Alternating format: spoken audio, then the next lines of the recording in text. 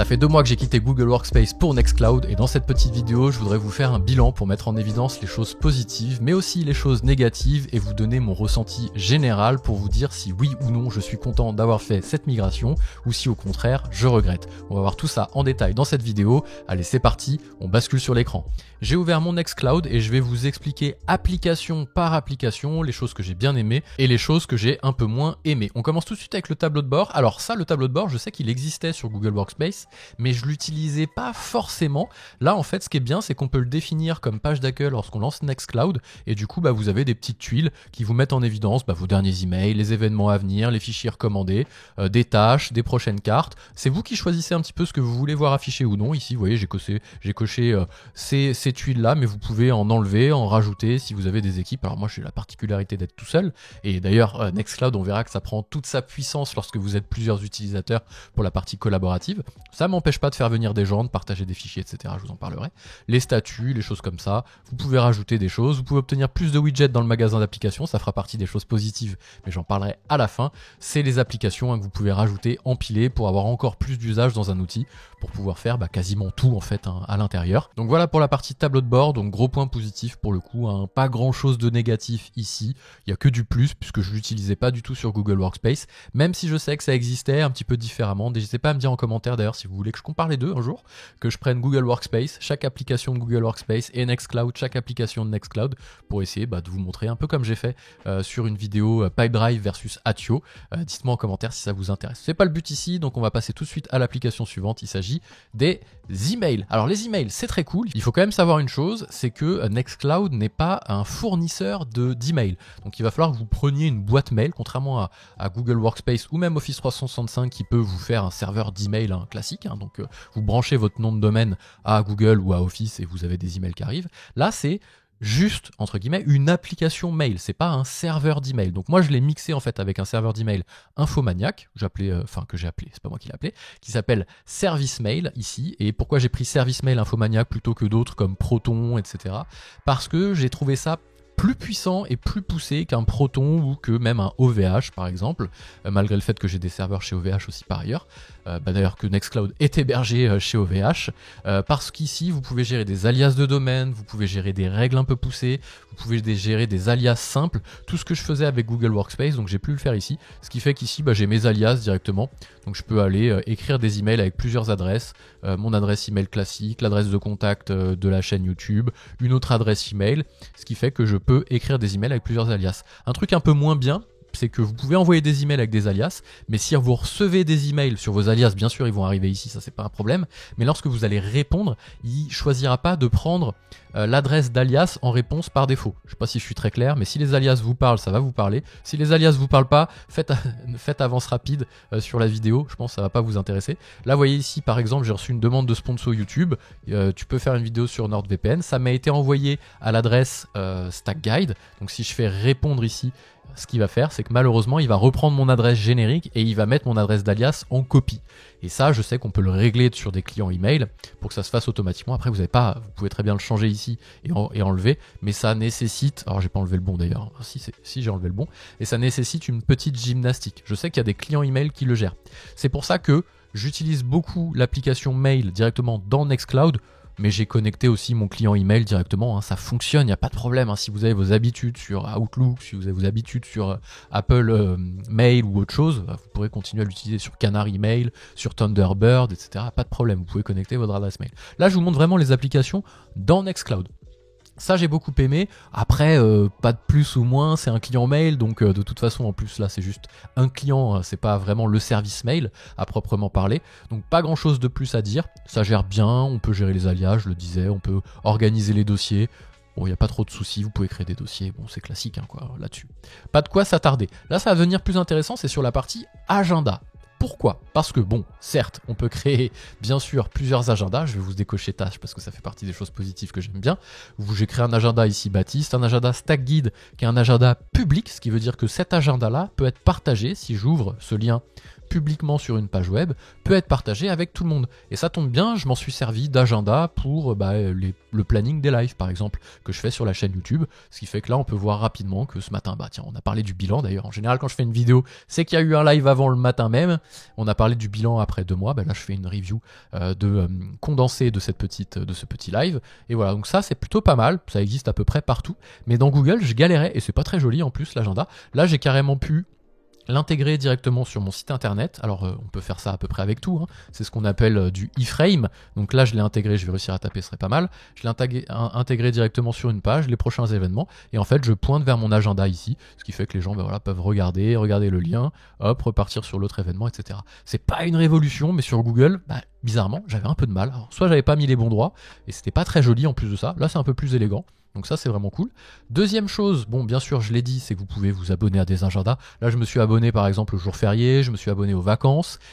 Ce qui fait que j'ai tout au même endroit, comme ça je sais qu'il y a les vacances ou pas. Et bien sûr, et ça j'en parlerai quand je viendrai sur les applications Deck et sur les applications Tâches, ça me génère un calendrier pour tous mes decks. Je vous fais un petit teasing rapide, les decks c'est quoi? C'est une petite organisation en Kanban ici que vous allez pouvoir gérer directement dans Nextcloud. Et les tâches, c'est des tâches classiques, ici vous voyez, acheter le lait, j'ai créé cette tâche exprès aujourd'hui à 16h, parce que j'avais pas de tâches, j'ai tout bien fait, je suis à jour dans mes tâches, c'est super. Et en fait ça va vous générer un agenda à chaque fois. Ça c'était le cas aussi sur Google, en tout cas pour celui que je connaissais bien. Et ça vous génère un agenda que moi j'ai caché parce que je l'utilise pas comme ça. Vous pouvez activer les tâches, ça vous mettra acheter du lait ici, qui est une tâche. Donc si vous cliquez dessus, ça vous ouvre la tâche. C'est pas un véritable agenda. Et pour les decks aussi directement ici, contenu que vous pouvez activer, ce qui fait que vous avez en fait la liste du deck qui s'affichera ici, et ce sera quand même séparé, ça viendra pas se mettre dans un agenda, ça viendra se mettre quand même dans un encart ici deck, si vous l'affichez ici, comme ça si vous avez plein de decks, ça vient pas vous polluer sur les agendas, parce qu'il peut vite y avoir beaucoup de decks dans une entreprise, le deck marketing, le deck commercial, le deck administratif, le deck logistique, etc., avec les Kanban pour qu'il y ait en fait une organisation en projet. Ça c'est plutôt cool, on parlera dans le deck, c'est vraiment quelque chose que j'avais beaucoup aimé. Donc voilà pour l'agenda. Ce que j'ai beaucoup aimé aussi, et je pensais pas le trouver, j'étais assez étonné, et ça marche plutôt bien, c'est un espèce de Calendly directement à l'intérieur. Ici, vous voyez, je vais pouvoir créer un agenda de disponibilité pour que les gens puissent prendre rendez-vous avec moi directement.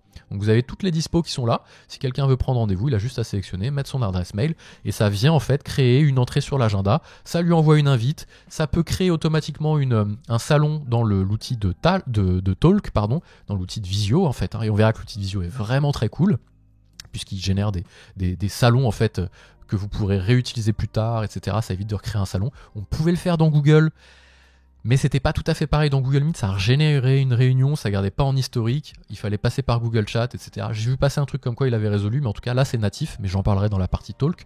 Donc voilà, l'agenda est vraiment très cool, il s'intègre vraiment facilement au client email en plus. Pour le coup c'est lui qui génère les agendas, c'est plus du tout Infomaniac. Vous avez les paramètres à chaque fois ici, CalDAV pour les rajouter, ça se fait vraiment très bien. Vous avez la possibilité de créer des mots de passe d'application, et d'ailleurs, petite parenthèse, j'en parlerai peut-être à la fin dans les choses négatives. Pas vraiment négatif, c'est plutôt positif parce que il gère la double authentification, mais vu que vous ne pouvez pas gérer la double authentification lorsque vous connectez un client calendrier, vous pouvez créer ce qu'on appelle un mot de passe d'application. Apple fonctionne comme ça, Google fonctionne aussi comme ça, mais utilise beaucoup la double authentification en ligne, ce qui fait que vous gérez en fait la double authentification par code OTP là, directement en vous connectant à votre compte. Donc ça se synchronise assez facilement. Bref, là, il faut créer un mot de passe d'application, il faut juste le savoir une bonne fois pour toutes, après vous êtes tranquille. Alors un peu de truc un peu moins bien, on va dire que c'est la double authentification et pas gérée lorsque vous voulez en fait synchroniser vos clients calendrier sur votre mobile, etc. Vous allez chercher les fichiers de config, mettre le login, mot de passe un peu à l'ancienne comme on faisait avec les IMAP, les CalDAV. C'est du IMAP, c'est du CalDAV de toute façon à ce niveau-là. Donc l'agenda, quoi vous dire d'autre? C'est vraiment bien, je l'utilise vachement comme ça en ligne. Je vais vous créer une petite réunion ici rapidement. Vous voyez, vous avez plus de détails. Vous pouvez rajouter une conversation talk, aller chercher une conversation qui existe déjà. Donc aller chercher un salon qui existe déjà. Si vous faites par exemple avec un client des talks réguliers, je sais pas, toutes les semaines, vous avez une réunion, un stand-up meeting, que sais-je. Vous allez pouvoir récupérer la même pièce à chaque fois, le même salon pour garder tout l'historique des fichiers échangés dessus, etc. C'est vraiment bien. Ou alors en générer une nouvelle. Et ce qui est bien aussi, c'est qu'ici, lorsque vous avez votre agenda de prise de rendez-vous en ligne, vous pouvez très bien lui dire de générer une nouvelle salle de conversation à chaque fois. Donc quelqu'un prend rendez-vous avec vous directement sur votre agenda, il a vos dispos, puisqu'il va regarder ce planning de rendez-vous, il vient regarder ici directement vos disponibilités. Il va générer une pièce directement de discussion sur laquelle vous allez pouvoir vous retrouver. C'est vraiment bien. Donc que du plus sur l'agenda, franchement, mis à part ce petit truc de double authentification lorsque vous activez le code OTP sur les clients notamment. Mais c'est vraiment anecdotique et c'est plutôt rassurant parce que ça gère vraiment une sécurité un peu plus accrue, on va dire, sur l'outil.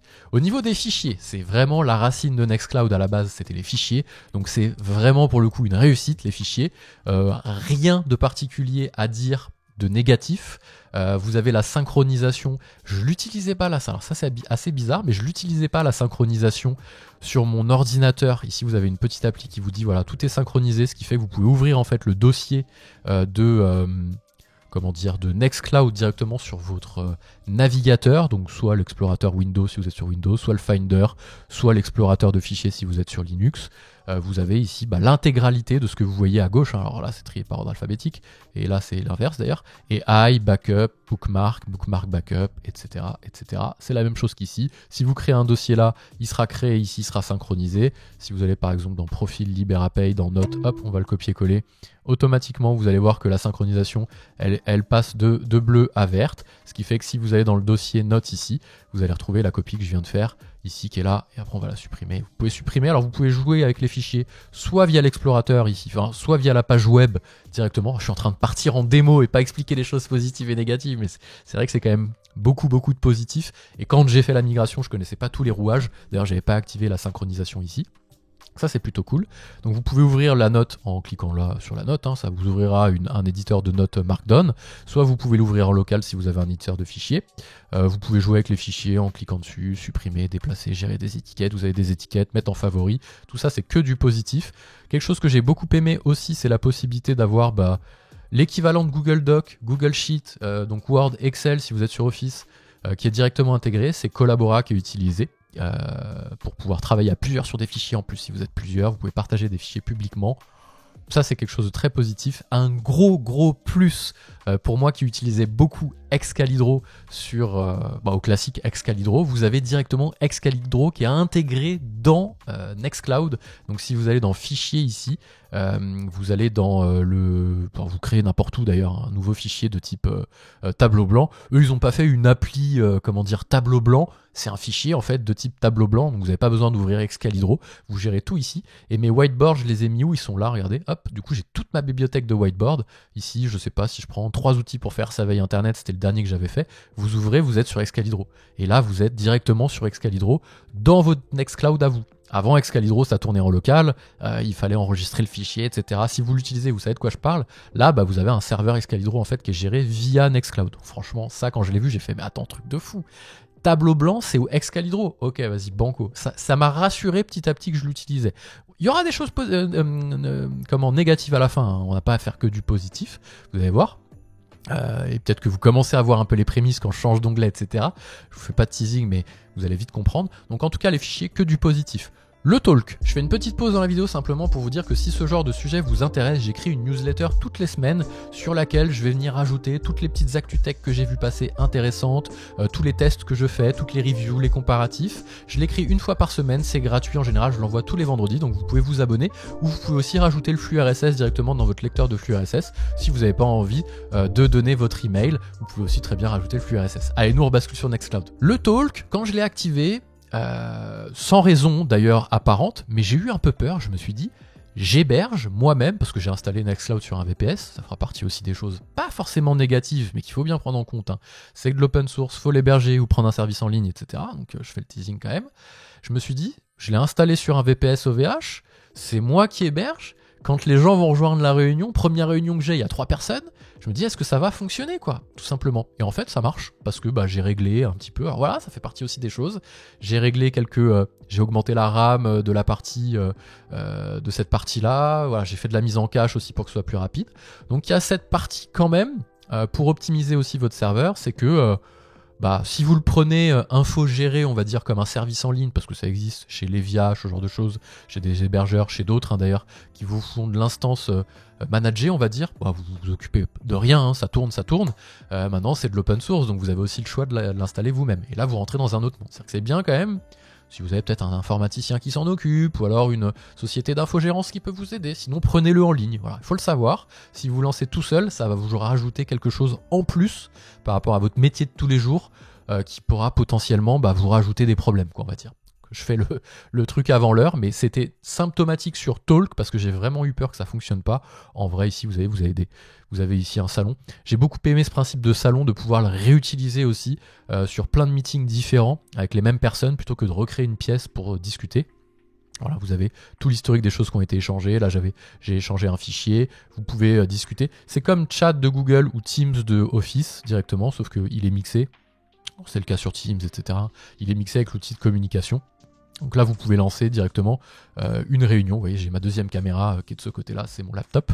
Vous lancez votre réunion, ça fonctionne, il n'y a pas de problème. Enfin, vous voyez, c'est hyper rapide, c'est hyper... Vous mettez des fonds d'arrière-plan. Donc là, il attend quelqu'un, donc il vous fait la petite sonnerie.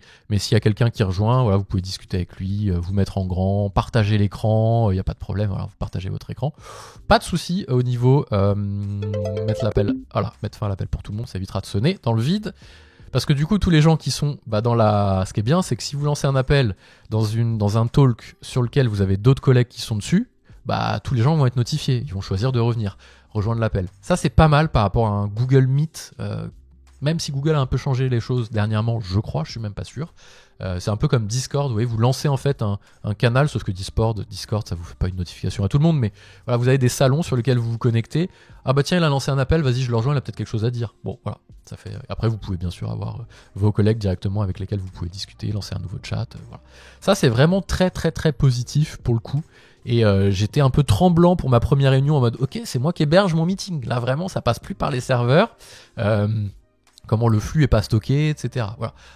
Par contre, un truc un peu moins bien qu'il faut prendre en compte, c'est que si vous voulez lancer un enregistrement, si vous voulez lancer une transcription, des résumés IA, etc., bon, c'est possible, il y a des applications qui le permettent dans Nextcloud.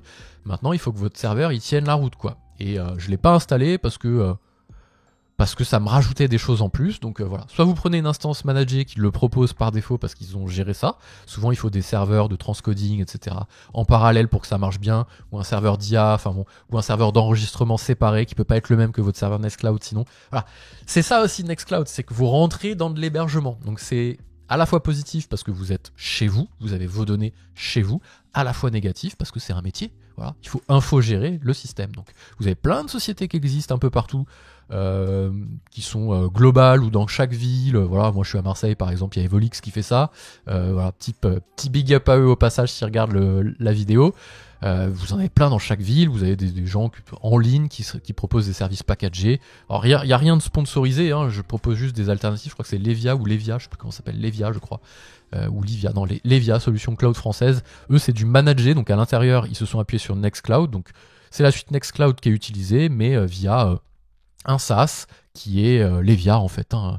Ils expliquent qu'ils utilisent bien sûr Nextcloud, mais c'est leur suite à eux, vu que c'est open source, ils ont le droit de faire ça, il n'y a pas de problème. Et par contre derrière, ils s'appuient vachement sur Nextcloud pour tout faire tourner. Donc c'est une façon aussi de choisir Nextcloud, de choisir la souveraineté, sans se prendre la tête, entre guillemets, à auto-héberger, à gérer ces petites joyeusetés de un serveur d'enregistrement pour les replays de live séparé du serveur classique. Donc, si vous êtes une entreprise que vous voulez commencer à auto-héberger Nextcloud, soit vous avez un tech en interne, un DSI qui va vous gérer ça, un sysadmin qui va vous gérer ça aux petits oignons, si tant est qu'il sache faire, soit vous prenez une société d'infogérance, vous tapez infogérance dans votre ville à côté, voilà, vous faites travailler aussi le réseau local, ça marche très bien, il n'y a pas de problème. Bon, par contre, voilà, ça a un coût supplémentaire ou pas d'ailleurs, hein, par rapport à du SaaS. Parfois la souveraineté a un prix étonnamment plus cher que les services SaaS, parce qu'en général, quand c'est pas très cher ou quand c'est gratuit, c'est vous le produit. Bref, parenthèse refermée, au niveau de Talk, que du positif, si ce n'est voilà, cette partie-là où il va falloir, si vous voulez enregistrer, etc., comme je l'ai dit, ça rajoute un peu de friction. Contacts, on passe rapidement dessus, parce qu'en plus je vais pas vous ouvrir mes contacts, mais hop, on va changer d'onglet. Mais c'est une base contact, hein, classique, hein, un carnet d'adresses où vous synchronisez vos contacts, après ils se synchronisent avec votre ordi, avec votre téléphone, pas de problème. Ça là-dessus, pas plus, pas moins, ça gère bien tout. Bon, là, ça c'est cool. Vous avez l'équivalent de Note, et ça c'est bien. Ce que j'ai beaucoup aimé avec Note, c'est que c'est un éditeur Markdown, et en plus de ça, c'est universel. Donc dès lors que vous voulez quitter Note, d'ailleurs, il n'y a pas vraiment d'équivalent de Note sur Google. Il n'y a pas Google Notes, il y avait Google Keep, mais c'est un peu naze. Donc au niveau des notes, c'était un peu particulier. Les gens utilisent Notion. Là, c'est intégré, c'est vraiment bien fait.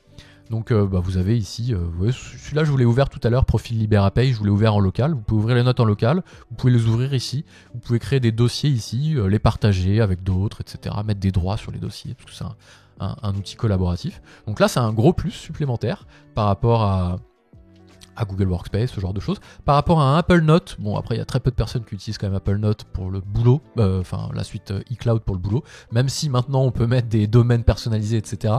Je connais peu de monde qui le fait, mais vous avez des notes privées, donc avec un cadenas. Ici, à la limite, vous créerez un dossier privé sur lequel vous ne donnez pas accès aux autres, et puis c'est tout. Voilà, donc ça marche aussi un peu comme ça. Voilà les notes très positives. Le deck, ça existe dans Google, il faut faire une bidouille au niveau des tâches, remettre les tâches en Kanban, etc. C'est hyper mal fait. Là, franchement, c'est que du bonheur. Vous voyez, vous avez ici votre deck. Moi, j'ai créé un deck pour le calendrier éditorial, parce que mon métier en partie, c'est de créer du contenu. Donc, j'ai toutes les idées de contenu que j'ai envie de faire de vidéos. Celles que je dois faire, qu'il faut que je fasse d'ailleurs. Là, cette semaine, Screen Now, effectivement, il faut que je le fasse. À Miniflu, Wallbag, etc. Miniflu, je l'ai fait la semaine dernière, donc il faut juste que je vérifie que je l'ai bien mis dans Hosting Track, comme d'hab. Voilà. Donc ça, c'est mon petit flow à moi. Vous pouvez créer des decks marketing, administratifs, etc. Et à chaque fois que vous créez un deck, ça génère un agenda directement que vous pouvez activer ou non sur l'onglet agenda pour ne pas être obligé à chaque fois de regarder dans les decks ici les échéances que vous vous êtes posées. Ici, vous avez directement... Vous ouvrez le Kanban quand vous avez envie de travailler sur le projet et par contre, vous avez l'agenda dans l'onglet agenda qui vous rappelle au bon souvenir de vos échéances quand même malgré tout et qui d'ailleurs permet de générer, si vous synchronisez vos tâches derrière avec un... Là, moi, c'est Apple Rappel, voilà, rappel d'Apple. J'ai à la fois mes tâches, on va en parler jusqu'après, et à la fois mon deck. Alors par contre, vous perdez la mise en page, bien sûr, parce que la mise en forme ici, elle est possible que par l'application deck. Derrière, en termes de techno, c'est une liste de tâches qui tourne et que eux ont mis en forme avec des métadonnées, ce genre de choses. Vous avez une partie tâche que j'ai beaucoup aimé aussi, pour être honnête, vous retrouvez aussi le deck à cet endroit-là, parce qu'il transforme le deck en tâche, et c'est ce qui lui permet de synchroniser. Mais bon, après, vous avez aujourd'hui, cette semaine, vous avez des choses assez bien faites. Là, ça booste, vous allez voir qu'on va vite parler aussi des choses négatives. Là, ça booste plutôt bien, parce que je pense qu'il y a une bonne mise en cache, et c'est pas très lourd à charger les tâches. Vous pouvez créer des listes de tâches séparées.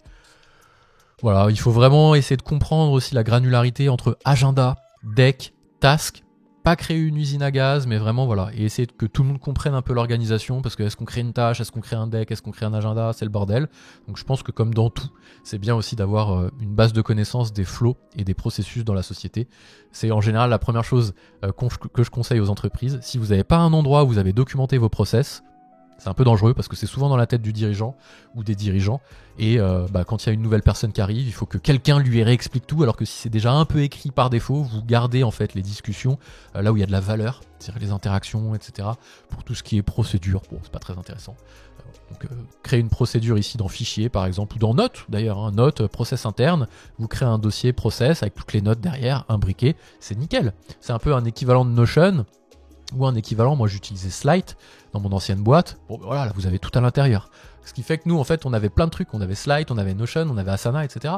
Là vous avez Notes, pas de problème, vous avez Deck qui était mon Asana, vous avez Tâche qui était autre chose, etc. Voilà, vous avez tout à l'intérieur, c'est pas mal. Notes c'était mon Slide, Deck c'était mon Asana, Tâche c'était aussi mon Asana. Donc, voilà. J'étais agréablement surpris de voir Formulaire. Alors on va pas faire un focus sur Formulaire en tant que tel parce que c'est un usage que j'ai moi de mon côté et que vous aurez peut-être pas vous, mais en fait ça me permet de faire un raccourci tout doucement vers les applications dans Nextcloud. Vous avez une bibliothèque d'applications très développée, très riche. Regardez, applications, vous avez vraiment beaucoup d'applications. Pourquoi ? Parce que c'est open source, ce qui fait que n'importe qui peut venir créer une application Nextcloud, la proposer dans le magasin d'applications et les gens l'utilisent derrière. C'est hyper bien fait, vous avez les applications en vedette, celles que vous utilisez, celles qu'il faut mettre à jour, vous avez des applications IA aussi, vous pouvez intégrer DeepL, vous pouvez intégrer Nextcloud Assistant, donc c'est l'IA intégrée, donc après il faut voir pour héberger votre modèle, etc. Ou alors mettre des credentials vers un modèle d'API, parce que oui, tout ça, on n'y pense pas quand on est sur Google, il y a Gemini, etc. Bon, tout est là et réduit sans friction. C'est aussi ça, en fait, les big tech ont réduit la friction, mais derrière, ça passe par des serveurs, et si vous êtes plus ou moins à l'aise avec ça, ils ont réduit la friction, vous savez plus trop comment ça fonctionne derrière, parce que ça fonctionne, et vous préoccupez pas de tout ça. Et quand vous avez des logiques de souveraineté qui arrivent sur la table, et on commence à se poser la question, ah oui, mais c'est vrai que si je veux l'IA, qu'est-ce que je fais en fait? Bah oui, il faut un modèle d'IA, ou alors soit vous mettez vos logins, vos credentials, on appelle ça, vos clés d'API, que sais-je, à votre modèle d'IA. Donc, voilà. En tout cas, les applications, on a vraiment, vraiment beaucoup. Des applications de thèmes, des applications de tableau de bord, avec Miro, vous voyez, avec... là, un portail externe si vous voulez faire venir les gens sur votre Nextcloud, un portail Home Assistant, un portail GitLab, un portail Mastodon, vous avez plein de choses. Et ça, c'est vraiment un gros plus par rapport à des Google Workspace ou à des Teams, c'est la bibliothèque d'applications. Notion intégration. Vous pouvez intégrer votre Notion si vous voulez dessus. Si vous dites que le deck il n'est pas suffisamment développé, vous avez quand même besoin d'un Notion, vous intégrez votre Notion directement à l'intérieur. Et vous avez un tableau de bord Notion. Voilà, vous regardez ici.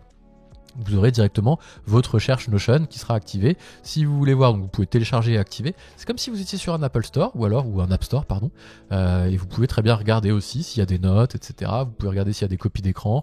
Tiens, qu'est-ce que ça fait? Ah ouais, je peux rajouter une page Notion directement ici avec le bouton recherche. Bon, elle n'est pas hyper développée, hein, ça va pas vous mettre Notion dans Nextcloud. Ça vous met plutôt une recherche en fait. Intégré si vous voulez rechercher dans votre Notion, c'est plutôt déjà cool, hein, voilà. Ça c'est en tout cas un gros point positif pour moi là-dessus. Cette vidéo est un peu partie en démo des choses que j'ai beaucoup aimé en vrai, mais c'est le fait d'avoir des applications. J'ai rajouté une application favori et ça me synchronise mes bookmarks, mes favoris de mon navigateur. Donc si demain en fait, j'utilise un autre navigateur, quand vous utilisez le même navigateur, les favoris se synchronisent, mais si vous avez, je sais pas, sur un ordi vous avez envie d'utiliser Comet ou Atlas, mais vous n'avez pas encore sur le mobile, il va falloir synchroniser les favoris. Pas de problème. Vous créez ici un dossier favoris, vous utilisez un petit plugin de gestion de favoris, de synchronisation, là par exemple Flocus, qui est compatible avec Nextcloud, et ça vous synchronise les favoris dans les deux sens. C'est juste magnifique. Pareil, si vous avez des favoris partagés, ce genre de choses, vous allez pouvoir le faire. Ça, c'est vraiment bien. Les photos, je ne l'utilise pas, donc je ne peux pas vous en parler. Ce que j'ai beaucoup aimé, en fait, dans Nextcloud, on va commencer un peu à faire une synthèse. Ce que j'ai beaucoup aimé dans Nextcloud, c'est que j'ai pas perdu d'usage par rapport à un Google Workspace ou à un Office 365. Quand j'ai migré, je me suis dit, ok, je pars quand même de Google Workspace. Le truc, on sait qu'il est robuste, on sait qu'il est éprouvé, il y a des énormes sociétés qui les utilisent. Je vais certainement perdre un peu d'usage ça et là, et je vais devoir me débrouiller en bricolant.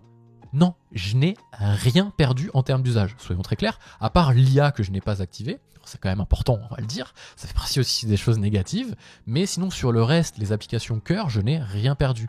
L'agenda, j'ai mes disponibilités, les talks, ça marche très bien, notes, j'ai même rajouté des choses, les decks, les formulaires que je n'avais pas, les gestions des favoris, je les avais pas. Voilà, donc je n'ai rien perdu. J'ai trouvé ça hyper pratique de me dire, je pars sur un outil plus confidentiel, moins grand public, on va dire, qui est Nextcloud, même s'il commence à être connu parce qu'il y a plein d'institutions publiques qui l'utilisent. On voit plein de projets qui, je sais pas, souvent c'est des institutions publiques qui migrent parce que la souveraineté est importante pour eux, mais maintenant les entreprises s'y intéressent aussi, avec, je sais pas, 100, 200, 300 000 utilisateurs dessus. Je crois qu'il y a la région Île-de-France qui a placé tous les collégiens sur Nextcloud, par exemple. Enfin, voilà, c'est un bon exemple. Et d'ailleurs, ils l'ont fait avec Levia, je crois. C'était IDF, il me semble. Il faudrait que je revérifie. Mais voilà, c'est robuste. C'est pas, certes, c'est pas forcément grand public dans les entreprises, mais c'est pas le petit outil dans son coin. Donc j'ai pas perdu d'usage. Par contre, deuxième point qui est plutôt lui, on va pas dire négatif, mais il va falloir s'en occuper. Il faut que quelqu'un s'occupe du Nextcloud. Si vous choisissez comme moi de l'auto-héberger, vous avez des mises à jour à passer. Peut-être qu'un matin la Sacro vous arrivez, elle fonctionne plus, vous savez pas pourquoi.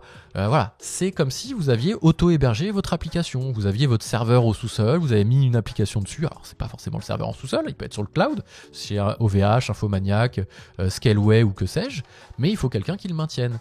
Donc ça rajoute des choses à faire. Donc soit vous prenez un infogéreur, et dans ce cas-là, celui qui s'en occupe, et vous ne prenez pas la tête, il regarde, il est monitoré, si vous avez un souci, vous ouvrez un ticket.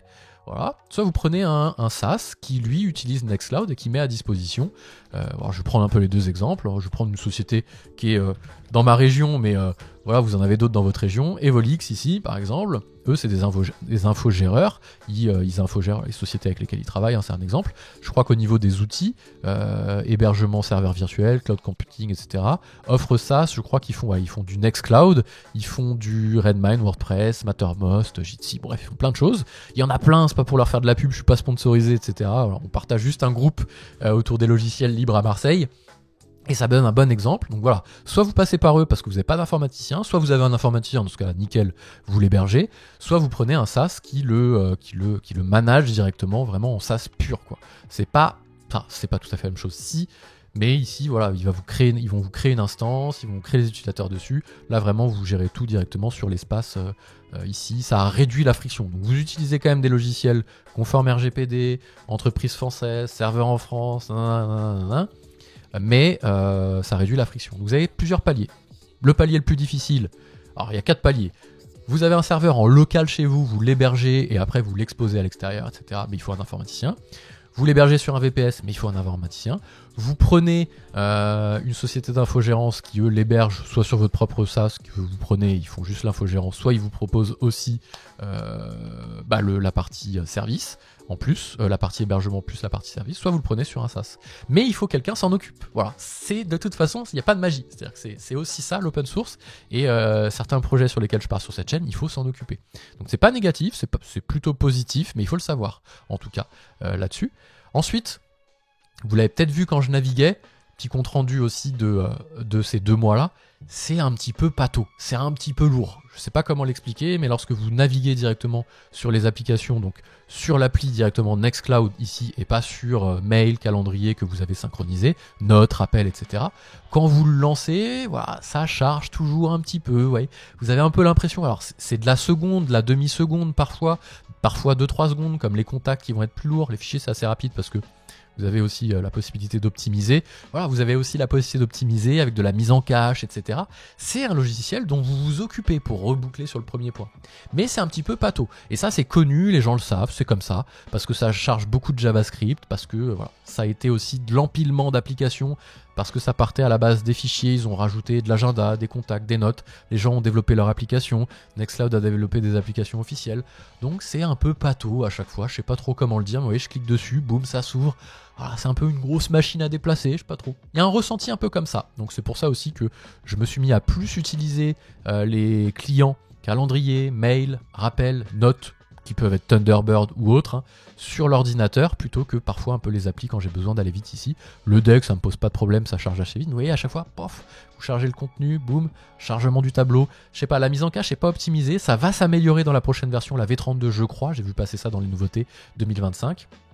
Reste à voir, je ferai certainement une vidéo sur les nouveautés, mais c'est quand même bon à savoir cette partie-là. Et après, comme je vous le disais au fil de la petite présentation positive-négative, c'est que si vous voulez rajouter de l'IA, il n'y a rien de magique. Quel moteur va vous générer de l'IA là-dessus, puisque vous l'auto-hébergez parce que c'est un SaaS souverain? Soit vous connectez votre OpenAI avec vos clés API, soit vous hébergez un serveur d'IA. Bon. Après, si vous êtes parti dans la dynamique peut-être d'héberger votre Nextcloud, peut-être que vous avez aussi envie d'héberger votre IA, parce que vous êtes dans une logique de souveraineté. Mais il faut s'occuper de cette petite bestiole, il faut s'en occuper. C'est un super outil très puissant, très complet, mais ça rajoute un peu de friction, soyons clairs.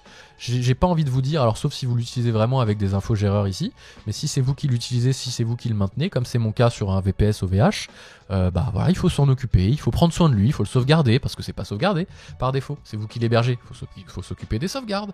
Voilà, ça rajoute des choses. Donc un infogéreur, sauf si vous avez un DSI, c'est une bonne solution. Ou alors la version SaaS, si vous n'avez pas du tout envie de vous prendre la tête. Ce sera la bonne conclusion aussi de cette petite vidéo et de mon bilan au bout de 2 mois.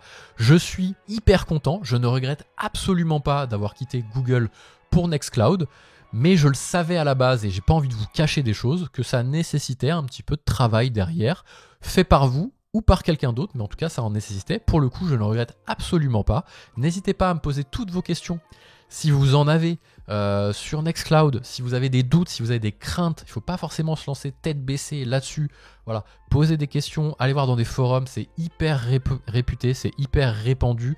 Vous prenez pas trop de risques non plus en utilisant Nextcloud. Il y a d'autres alternatives qui existent si vous voulez vraiment quelque chose de SaaS pur, comme la suite Infomaniac K-Suite, où là par contre c'est hébergé chez eux, donc ils respectent la vie privée. Ça va être un peu comme un Levia, mais sur une autre techno, même si ça appuie beaucoup sur Nextcloud quand même au niveau de leur application, je crois, enfin sur de l'open source en tout cas. Voilà, tout ça pour dire que je suis satisfait de ce passage-là, je ne regrette absolument pas mon choix, je ne reviendrai pas en arrière, on peut jamais dire jamais, mais en tout cas, a priori, je ne reviendrai pas en arrière. Il n'y a rien qui m'a freiné, il n'y a rien eu de rédhibitoire sur les choses négatives que j'ai mis en évidence, mais il faut quand même le savoir, mais je vais éviter de me répéter. N'hésitez pas à aller voir ma vidéo sur laquelle je parle de Nextcloud, la petite démo, la petite review Nextcloud. On a quand même bien fait déjà une bonne review dans celle-là, mais je vous envoie quand même si vous voulez compléter un peu les informations là-dessus. N'hésitez pas à vous abonner à cette chaîne, je partage le meilleur de la tech pour les entreprises, et moi je vous dis à bientôt.